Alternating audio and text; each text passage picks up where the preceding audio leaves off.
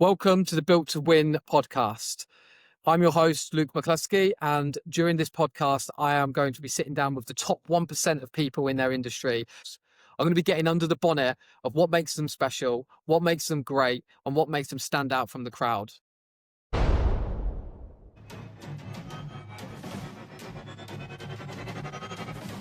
A lot of people ask me who I circle or what I circle. And I could sit here and say that we help find the top 5% of talent in the marketplace. I could also sit here and say we'll do so in timescales that you've probably never seen before. And whilst all of these things stand true, I think the true thing that separates us from our competition and what really makes us unique is the people that work here. We all have a relentless drive to succeed, a relentless drive to win, and winning for our customers. So ensuring that we find our customers the right contractors to deliver their projects on time and in budget. Winning for our contractors, ensuring that we can get continuity. So going from one contract to another contract to another contract, and ensuring that we've got the client base to be able to deliver on those promises. We specialise in markets, the food manufacturing market and the life sciences market across the UK, Europe and USA. We deliver large-scale capital programmes. We deliver large-scale ERP programmes.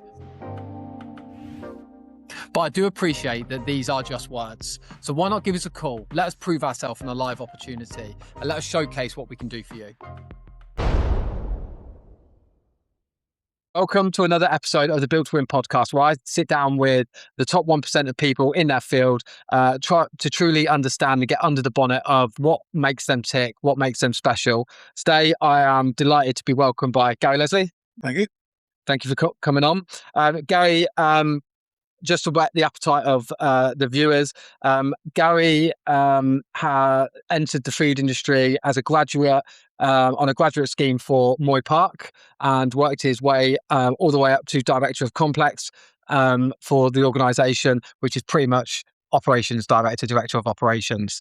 And we're going to talk about mindset, pressure, disciplines and stuff like that, because there would have been thousands of people that entered graduate management schemes in the food industry in the UK at that particular time.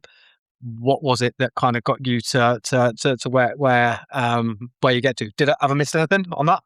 No, the only thing would be is that sort of the Moy Park gave me that initial introduction to what's required, and I'll be able to use that to move on to my new role here based on the TV. Yeah, fine. Okay. So we'll start with kind of mindset and pressure. When everything is on the line, like what is it that your internal dialogue sounds like? Normally, for having spent that much time in the food industry, probably lived, slept, progressed through most things that you can possibly think of. Yeah. Challenge with. But when I see the proverbial hits the fan and you're trying to show leadership when people maybe sort of really struggle, it's about 9 times out of 10 you probably have experienced something very similar to what has happened. Yeah. You can just stay calm and provide guidance, support, direction, and then just help guide the team through challenges that they're facing. Yeah, it's crazy. Not everyone can do that though, can they? Stay calm under pressure. Well, I mean, probably inside. Yeah. Probably a racing heart rate and pulse. Yeah. But I mean, literally, just having that calmness, but also clarity of thought. Yeah. And hopefully direct communication. That actually helps the team and the people who are involved to get through it.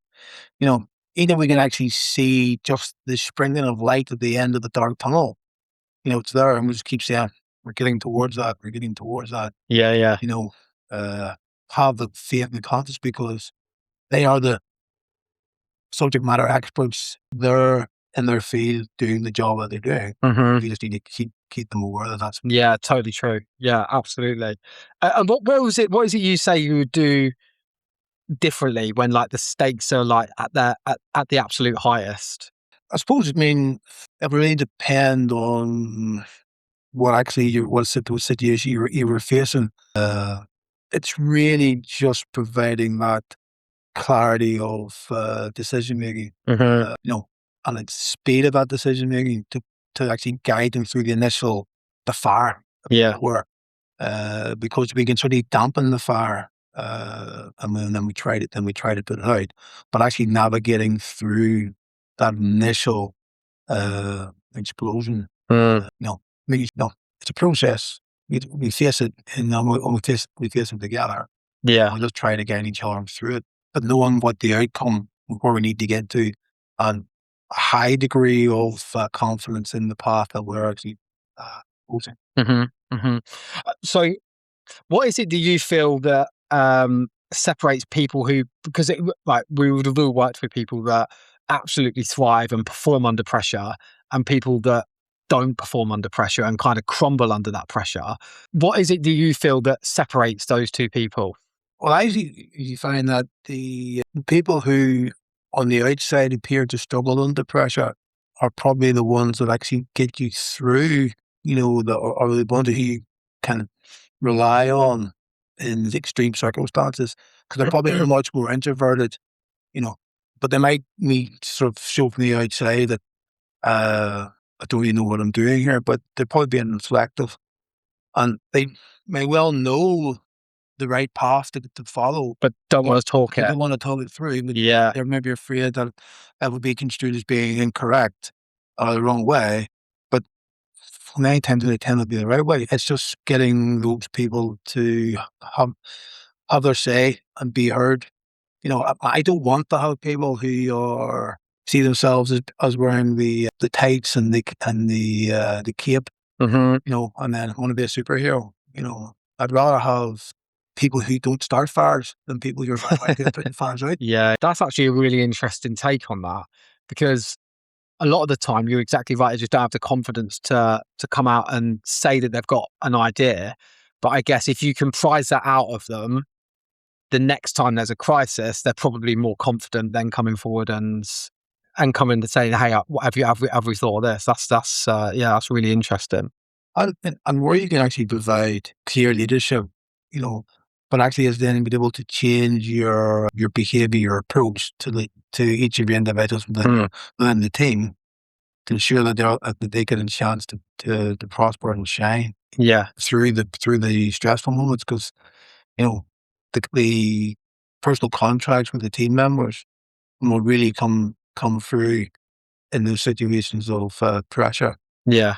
As long as everybody seems to be part of the solution, and it would be up to the leader, and that's it, to ensure that they recognize when people are actually sort of stepping backwards, and some almost coming distant from the solution that they take. Yeah, yeah, absolutely. And also, it's interesting on the other side of it. Leadership will show cracks under pressure, right? When there's a fire, as you put it, that is normally the time when you'll see the cracks in somebody's leadership style, right? Because then there's the knee jerk reactions that come and stuff like that. What would you say are the non-negotiable habits that have like driven that success to get to where you've got to? I think for me, I've always worked in operations, but I've always seen operations as the combination of effort, awareness, uh, possibly a bit of personal capability. And I was going to say skill, but it's not skill. It's just being able to do whatever you're facing with at that point in time. It's actually always driving that you can do a bit more. Mm, You do a bit more. So never accept what you did yesterday was enough. Always go a bit better. 1%. But there's understanding how far you can take your team members to the precipice without them actually falling over. Burning out. And then it's setting up the dialogue to say, my personal contract with you is I will push you and push you. You need to then tell me when I'm overstepping the mark, and then I'll step back, Mhm. and then we'll reset the boundaries. How we actually can get, and then I'll take you to the next stage. But the next stage will be higher than the Yeah. than the last. And people tend to resonate with that. For me, over time, it's probably connected just some of the marginal gains and sort of being involved in sort of sport, team sport, not only team sport. Interesting. What's your what sport's your favourite? What's your favourite sport? Oh, as you can tell by my physique and my I eat, sleep, and breathe rugby union. So, Have you read Legacy or done the audiobook of Legacy? no. James Kerr on the All Blacks. One of the best books on culture I've ever. Well, in fact, it is the best. I was on my local club was doing a reunion for team of the 90s, but Yeah. were quite successful. So we did a reunion, and a colleague of mine then was talking about ethos, culture, and he actually remarked about the All Blacks. And the All Blacks is not just about a team and the representation of what that team does for rugby. It actually goes right back to the starting position, which is what does New Zealand stand for? What's the culture within the country? How does the community engage with bringing that forward? So we try to deliver or build an identity and an ethos. Yeah, It's that cultural awareness. that's built on purpose, driven on vision. Maybe. Yeah, it's phenomenal what they did. It's phenomenal. It's definitely the best book I've ever read on high performance culture. It's unbelievable, and a lot of great leaders use sporting analogies and sporting leadership to and get it into the business world, because it just is such a game changer. Because the stakes are high in sport, right? The stakes are high in business. But what would you say is something that you consistently do that most people probably don't have the discipline for? I would say for me is the refusal to fail. You know, I just can't accept failure. I mean, I'll always, if a target set, I'll always go to beat the target. Yeah. You know, even if it's just beating it by one, Yeah. I always go to beat the target. And I've always done that throughout my life. But while I was in sort of development stage through rugby training and sport, and I had a friend when we played probably 6 or 7 years together for the same team. I always made sure I was better. I did one more than him. Where does that come from? Where does that come from? I don't know, because neither of my parents would have been sporting. My wider family group also would not have been into sport in a big way. I think it just comes with how you are brought up at home, and so what to the influence of your parents. Your parents, I mean, I know that my mother was very, very driven. She might not actually fail, but being very specific about certain approaches, certain values. Yeah. And she always made me very aware wherever I failed to live up to those values. Yeah. I can imagine. Yeah. That's My mother never watched me play sport. Wow. No, just because it wasn't sort of what she was acting me into, but she made sure that I didn't want failing to allow me to do that in my life. Yeah, fair. Yeah, it's interesting, isn't it? Because when you think about it, like, I'm similar. I it makes me feel sick, the thought of failing. Like, I think as long as you have a work ethic, you can always achieve what the task is in hand. Whereas some people are just so happy just letting failure after failure after failure. It's really hard to understand what it is, where it comes from in people, and what is that separation point. I suppose it comes down to what actually is the definition of the failure. If the failure is you just go through a methodical and I'll only get to a standardized norm of output of performance or delivery, then that just becomes a mundane lifestyle. That's not for me. It's always it's that willingness to constantly improve, but improve with the knowledge that you're creating a better environment, a better situation that people coming behind you then can equally step into the path of positive performance and delivery. Yeah. It's interesting. I think of, like, is it the 3-minute mile or the 4-minute mile?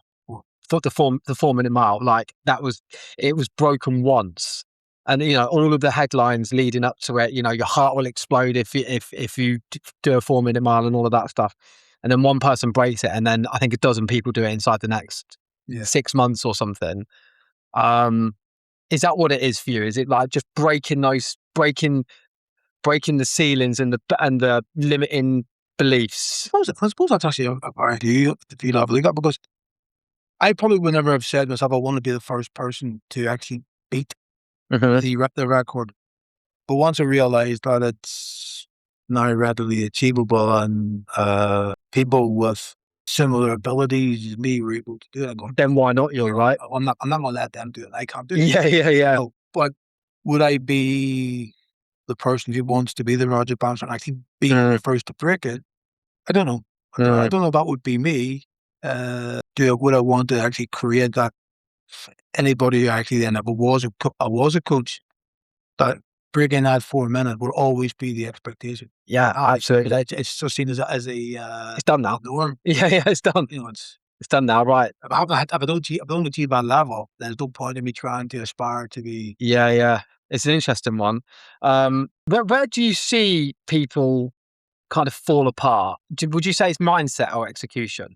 Not just in business, but like I think actually for the majority of the people, that would be execution, because their mindset is, I just want to be part of the establishment, part of the norm. The people who actually then want to succeed, be better, create a better lifestyle for themselves, or a better sustainable future for their family or their business, for them it's mindset. They want to get better, and then it's whether they have taken on the coaching development. It may or may not have been provided for them. Yeah, and they actually gone and requested that development. Because if you've got the mindset, and then you've got to develop all the skills, that'll come down to the execution. Yeah. But if you feel in the executed once, their mindset should be there that you're going to just bounce up and try it again. If you make the same mistake twice, then you haven't learned. Absolutely. It's win or learn, right? It's win or learn all the time it should be. Talk me through a moment where, just in life, like something like didn't go to plan, and kind of what happened next, like from a thought process, a bounce back. And so for me personally, even though I may not look at it in terms of size, but I've always tried to be very, very proactive in training. I've always been cognizant of what my body's capable of doing. Yeah. So I can't do any intensity contact stuff. So running, no. Cross trainer, elliptical, yes. Yeah. Rowing, bikes. So all of that non-impact stuff. So I remember I went skiing I learned to ski in my early 40s, because I would refuse to go skiing while in OB. So because at the time. Yeah. Which probably then my family regretted, because they came to skiing quite late as well. So went skiing one time I think it was my third time skiing, and I managed to be persuaded to go with a group of experienced skiers for a 3-day trip. And of course, my determination and refusal to be outdone was I've just followed them everywhere.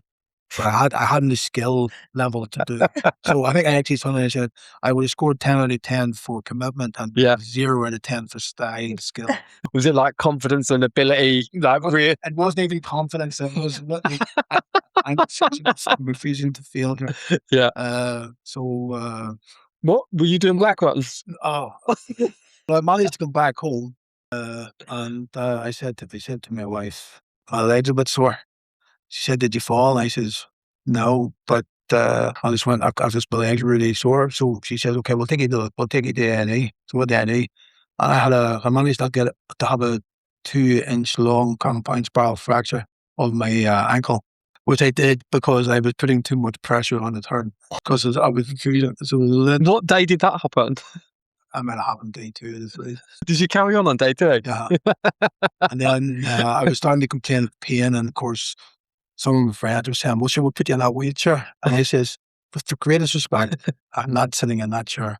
Yeah. I'll never hear the end of that." Yeah.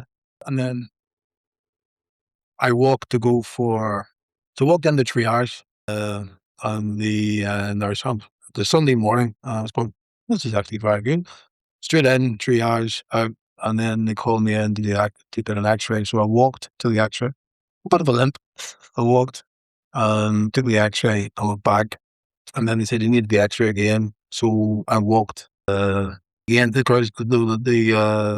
think the nurse said, sorry, your leg's broke, but we need you to do another. So take that crutch. I'm all right, I'll walk. So I walked to get it done. And then the third time she threatened me because I had to go for them. And then they said, well, we might need to keep you for an operation. I says, why? We might have to put a metal plate on it. I went, no, it's just put plaster on it. Okay. So eventually, consultant seen it, just put a plaster part, metal on back, if you will. So I phoned up a work colleague of mine, and I says, right, can you pick me up tomorrow because I can't drive? So it was a Sunday, so I went to work on a Monday. Yeah. And then 7 weeks later, I did, so there was the tour in Italia, came to Northern Ireland, and I did a couple of opening legs there. So the part of that was like a 3-year program. I call it the Grand Fondo. So 7 weeks later, I did 170 kilometers with some 3,000 meters of climbing 7 weeks later. And so that's the. Where does that come from? Because that is a mind. That is a different mindset. And then I did it. That was the first year, and then I did the 2 years after. And each year I says, well, I have to beat that time by 30 minutes. That time by 30. Yeah, fair. But where does that come from? It's crazy, right? I know. Do you get like dopamine hit for beating records and beating yourself and being? I get the personal satisfaction of doing what I set out to do, and probably surprising people. People think, there's no way he's going to do that or whatever. And there is so I do a lot of one-to-one mindset sessions, like with my team and stuff like that. And when you break it down, like whatever it is that they're trying to achieve in their career or their personal ambitions or whatever it is, it normally tracks all the way back. When you keep going and you keep going and you keep going, it's normally pride and proving people wrong. It's crazy. Like it's crazy when you strip it all back. I'm the same. I'm exactly the same, which is why, like, I will tell everybody. I'll go onto LinkedIn and I'll tell everyone what our vision is for the next 12 months. The only reason I do that is so I'm holding myself accountable, because I can't be seen to fail at it. Which is crazy. It's crazy when you break it down. I don't know where that comes from. Probably being doubted when I was younger and stuff like that, maybe. But yeah, proving people wrong is a big one, I think. I always, and I've done this forever. So whatever is, if you're a training, group training, or whatever, or you're into this, and you say, we're going to do this. And I say, well, exactly what are we going to do? How many repetitions, how many sets? Yeah. And I'll just fold the legend and go, why? I just need to know exactly how many we're doing, because my head will then go, right. And I'll count them out, and I'll go, we're 20% done, 30% done. Yeah. And we're on the way down here now. Yeah. And I might be absolutely, coin of phrase, sucking diesel, because the oxygen's not going in. Yeah. I'm going, okay, I've got one more to do. And then I'll do it, and I'm just, okay. Yeah. And then I'll just wait for the next set. Yeah. So just have to know what it is I've been asked to do. Yeah. And then, okay, well, how do I actually break that down? And I know I'm going to do it.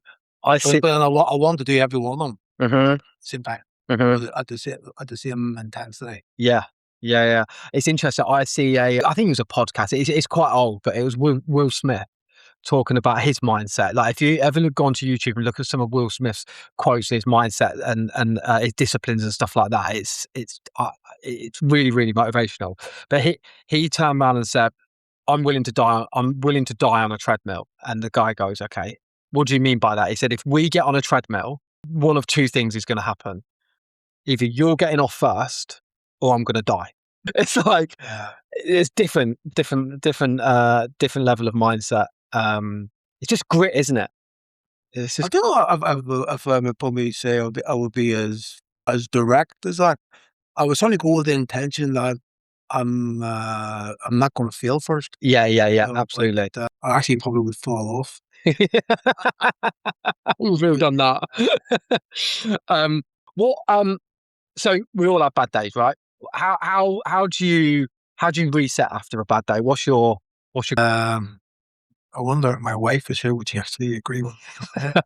For me, I like to live away from away from my place of work. Mhm. So, so I commute. Yeah. And allow me to calm down, reflect, wind down from the specific challenges that I've had on that day. If it's a real poor day where, I say I haven't been able to put out all the fires, or the fires have been created and they shouldn't have been created. So I feel sort of responsible and frustrated that I didn't actually sort of stop them beforehand. So I like to unwind my sort of and the travel. So actually, when I get home, It's done. I'm able to park the work and then have a family life. It's hard, isn't it? Yeah, and I would also, I would head to the gym. I would go, and when I would almost deliberately go to push myself to the limit physically, just to then completely wind down. Yeah, fair. And then go back again. I've never had bother sleeping. If I do that, then I wake up next Yeah. go again. Yeah. Back to that. Fresh. It's just cortisol's so high, right? You just need to get rid of it. Okay. Do you believe resilience is built or is it wired into somebody? I think it's a bit like sort of the mindset and you have an approach that says, yeah, I'm going to get knocked down. I'm going to come across an obstacle that I may not be able to overcome. I'm not going to let it defeat me, but I have to have that mindset that's going to allow me to say, right, I'm going to have. It's coming. I need to have a level of resilience. Yeah. But I also then need to accept that that it'll always be better. So I think you need to have a really real positive mindset about what difference you can make and what you're going to face.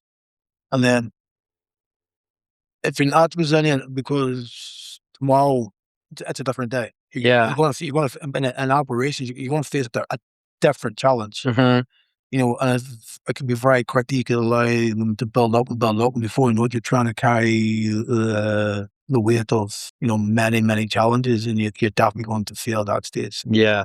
I think you have to learn from resilience and build resilience, but I think you have to have the mindset first to say, yeah, I'm going to move on. Sometimes you'll say the glass is half full or the glass is half empty.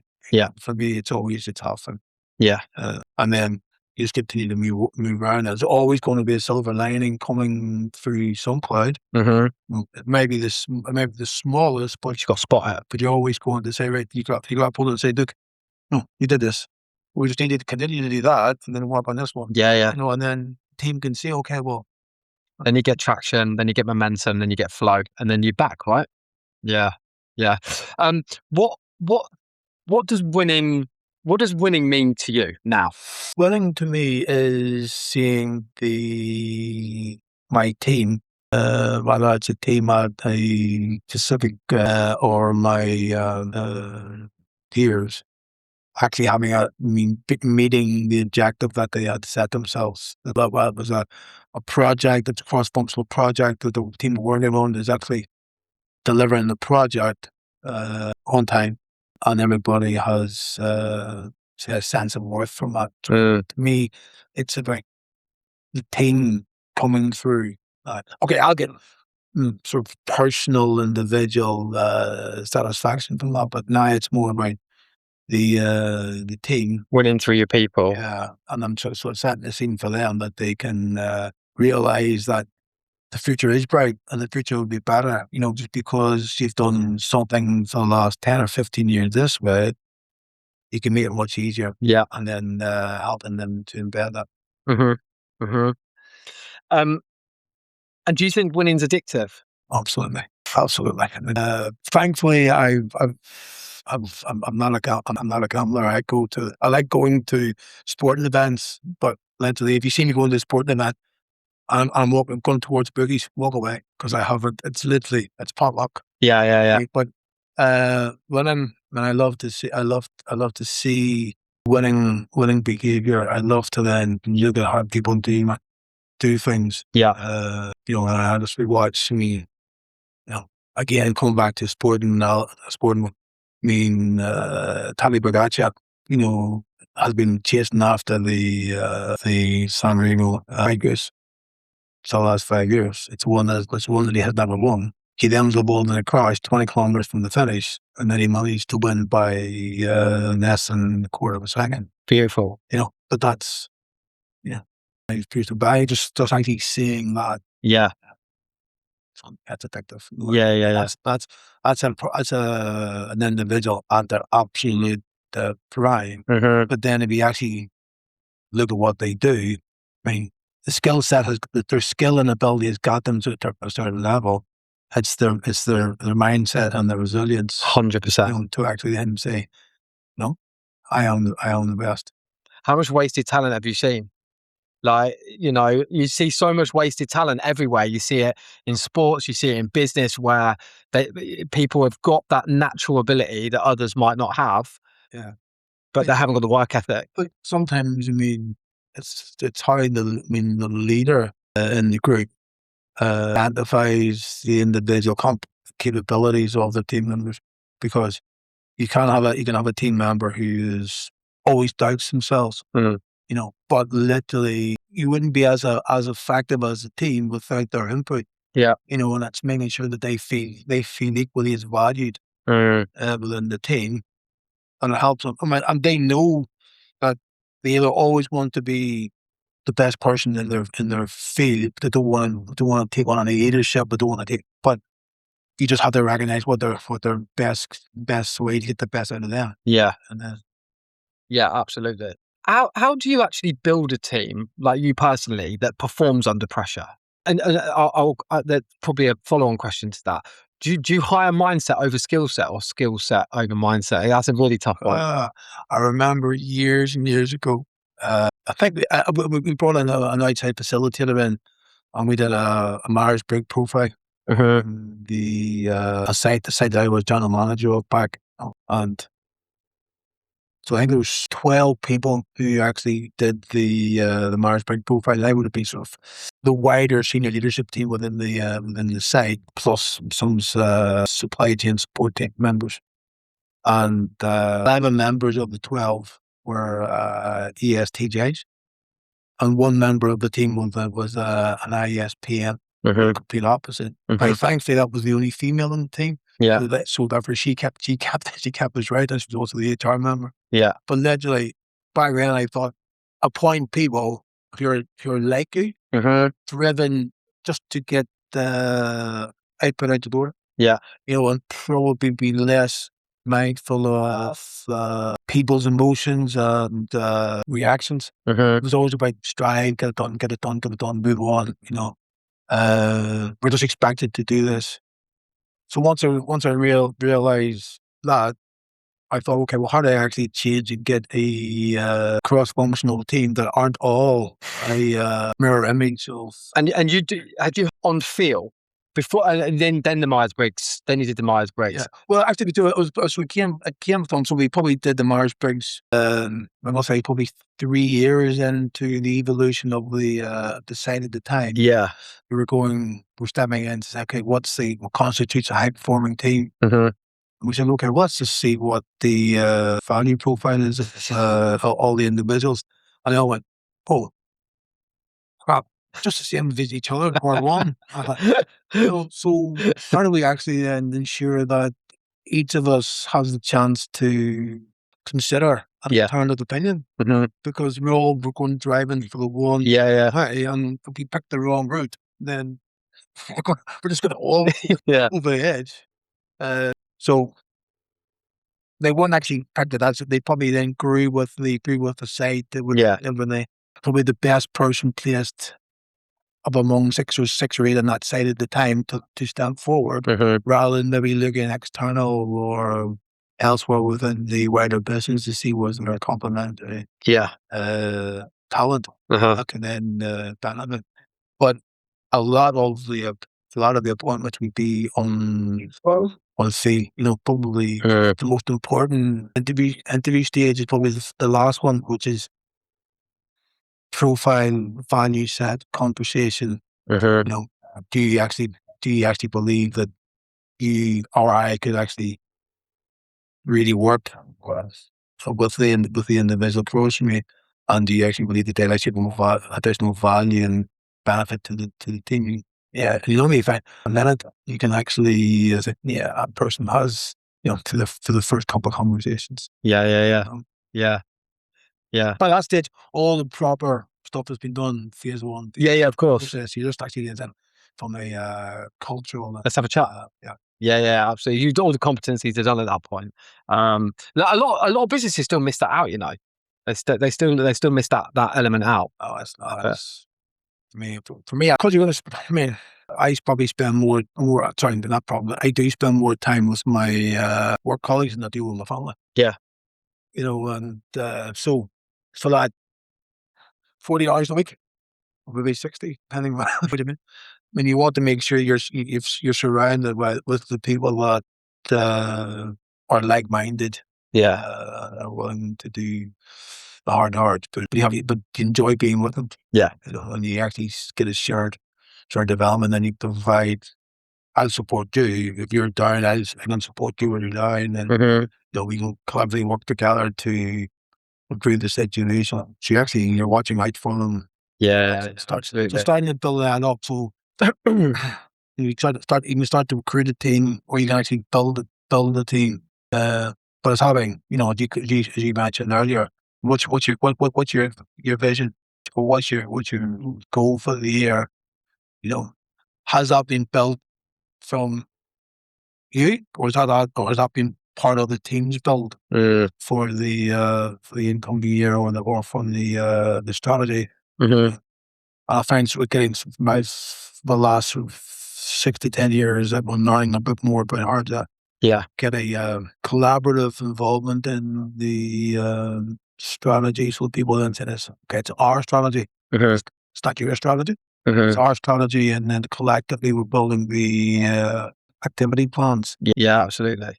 So just taking it back to earlier conversation, I love how you build a high performance team, by the way, with the personal contracts, and I'm going to push you to be better and be better and be better, and you tell me, if we're going too far.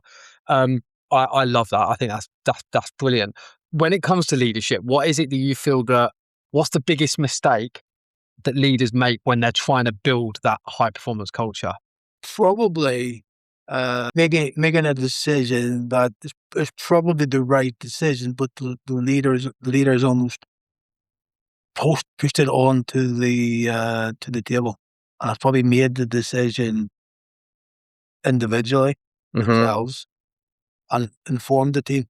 It was always going to be probably the ultimate outcome, but stepping in and doing that, you could do it a better way. When doing what we, and that's that lip service is not, but actually maybe not truly buying into the team ethos through them. Maybe it's time determined, and it has to, somebody has to make a decision. You need to get it done, and so you're moving away from decision by committee. It's difficult, isn't it? It's difficult because every decision that you make, if you run it's 101, isn't it? If you can get them to come up with the idea. I suppose if you have the two-way personal contract to say, right, tell me if you think that I or someone overstepped the mark, or pushed their idea too dominantly with the rest of the team. Yeah. I mean, ultimately, we're paid to make decisions. usually find that the outcome of a decision is usually better if it's been part of a collaborative understanding of why the decision is needed. And then somebody has to make it. Yeah, absolutely. What is it that drives you?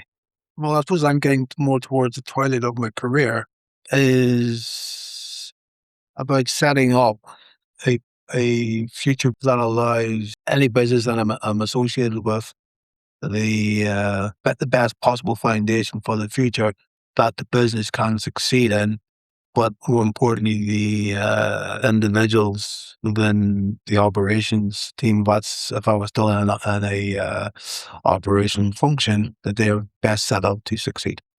You know, for me, that's it's imparting insight, knowledge, shared learnings. Probably trying to say no. If you continue that way, you'll fall. You'll hit a hurdle. Only because I did that 15, 20 years ago, and tried to provide that level of guidance, and also accept for me that I probably personally better than I think and I keep myself up, and actually should try to ensure that I actually can show knowledge and insight, and set people up to succeed. So, Leave a legacy, right? Yeah. Yeah. I don't know about leaving.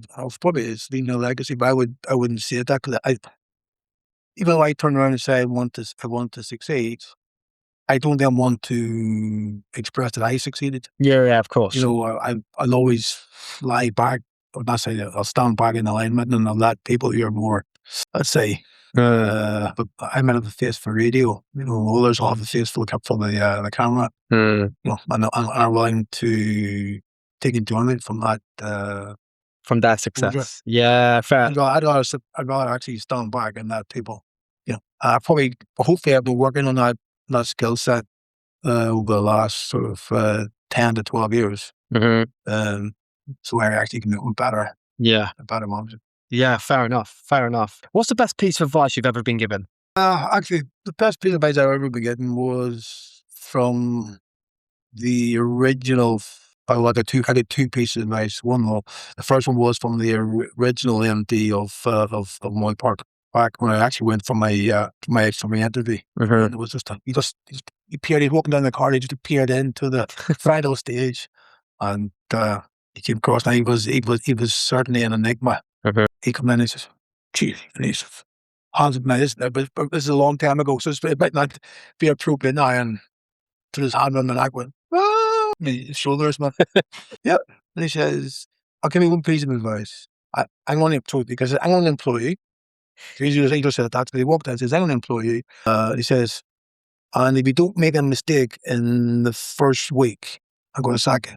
I says, "Right." And then, "No, I'm not sack you. I'm not sack you if you make the first mistake. I'll sack you if you make the same mistake a second time." And I went, "Okay." So he's then telling me he wants me to make a change. He wants me to make mistakes because I won't know everything. But he will hold me to account if I actually don't learn from the mistake that I made. So he wants you to make a mistake, but then he wants you to learn. Because he says I'm questioning the status quo. Yeah. I'm trying to bring change. I'm trying to bring innovation. I'm trying to bring new concepts to it. Have you ever used that yourself? I have shared that. And then so stealing that. Yeah. I'm so stealing that. And That's then brilliant. the second one was my so again, back in the would be sort of my mentor, who actually then sort of seen that I was probably better than I thought I was, and then sort of took me on his journey. So as he progressed, I was able to progress as being the right place for him. And he turned around and says, "Gary, there's one thing. Always remember, no two people are the same.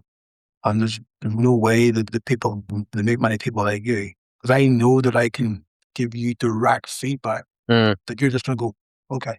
And I know if you actually hit a brick wall and you fall down, you're just going to stand up, brush yourself down, and just move on.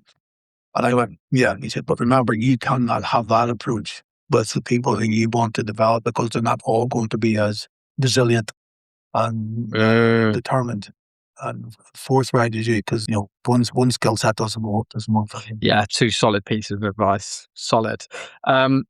What's the worst advice you see people follow? Probably the advice would be is do it this way without actually explaining why. It's deemed best to do that way. I've made the decision. This is the best way. Just do it. Yes. And then, so I think that's, but I would say don't do that. Mm. Even when there's times where that type of approach has been made, you need to be able to explain either at the time or subsequently after. Yeah. I'm going to say, here's why I made that call or said to do this. And one final one from me. Are you driven more by the fear of failure? I think I know the answer to this one.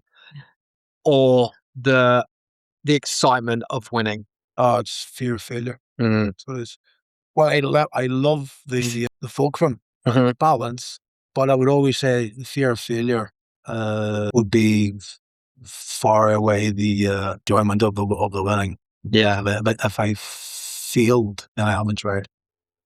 Fair.